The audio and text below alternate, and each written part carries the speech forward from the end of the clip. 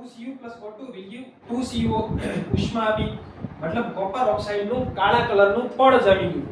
અહીંયા શું થયું જો તમે કોપર અને ઓક્સિજન અહીંયા ઓક્સિજન એડ થયું, અહીંયા પહેલા ઓક્સિજન હતું નહીં, હવે આવી ગયું.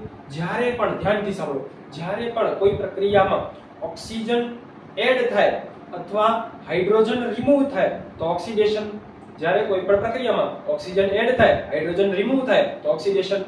કોઈનું ઉલટું, ઓક્સિજન રિમૂવ થાય હાઇડ્રોજન એડ થાય તો રિડક્શન. ધ્યાનથી સાંભળજો, રાખજો મગજમાં. Cu + H2 will give Cu + H2O. જો આ જે કોપર ઓક્સાઇડ બન્યું હતું એનું ડાયહાઇડ્રોજન સાથે પ્રક્રિયા કરી તો ફરી પાછો શું બન્યું? કોપર પ્રતિગામી પ્રક્રિયા થઈ, ઉલટી પ્રક્રિયા થઈ.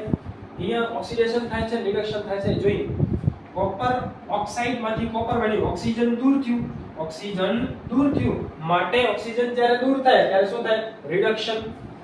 અહીંયા હાઇડ્રોજનમાં ઓક્સિજન એડ થયું માટે એને શું કહેવાય? ઓક્સિડેશન. બીજી એક પ્રક્રિયા જોઈ, MnO2 + 4HCl will give MnCl2 + 2H2O + Cl2.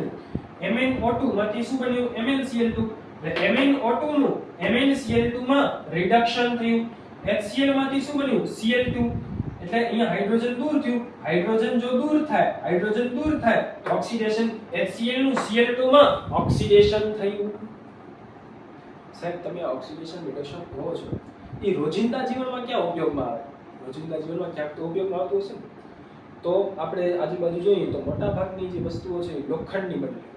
રેલવેના પાટા છે, આપણી જે રેલિંગ છે, બૂ છે, તે છે લોખંડનું બનેલું હોય. અને લોખંડ એટલે કે Fe જ્યારે એસિડ છે, ભેજ છે, ક્ષાર છે એના વાતાવરણના સંપર્કમાં આવે ત્યારે શું થાય કે એનું ઓક્સિડેશન થાય. એટલે કે લોખંડને શું લાગે? કાટ લાગે. એવી જ રીતે ચાંદીને પણ કાટ લાગે. ચાંદીને કાટ લાગે તો ચાંદી કાળા કલરની થઈ જાય. તાંબાને પણ કાટ લાગે. તાંબાને કાટ લાગે તો તાંબુ લીલા કલરનું થઈ જાય. બરાબર. આમ એ જે પ્રક્રિયા થાય છે એને કહેવાય ઓક્સિડેશન પ્રક્રિયા, જે રોજિંદા જીવનમાં આપણને જોવા મળે. બીજું તમે ચિપ્સ ખાઓ છો, વેફર્સ. વેફર્સનું જે પેકેટ આવે ને એમાં હવા ભરેલા આવે, જોયું હોય તો. એ શું હોય? નાઇટ્રોજન ગેસ હોય. નાઇટ્રોજન ગેસ શું કરે કે જે વેફર એ પામ ઓઇલની બનેલી હોય, ચરબી હોય, તેલ હોય. બરાબર.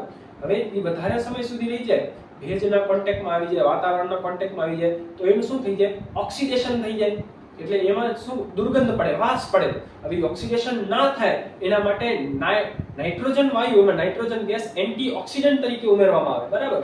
એટલે આ આપણે એનો પ્રયોગ જોયો રોજિંદા જીવનમાં ઓક્સિડેશન રિડક્શન ક્યાં થાય છે. ધન્યવાદ.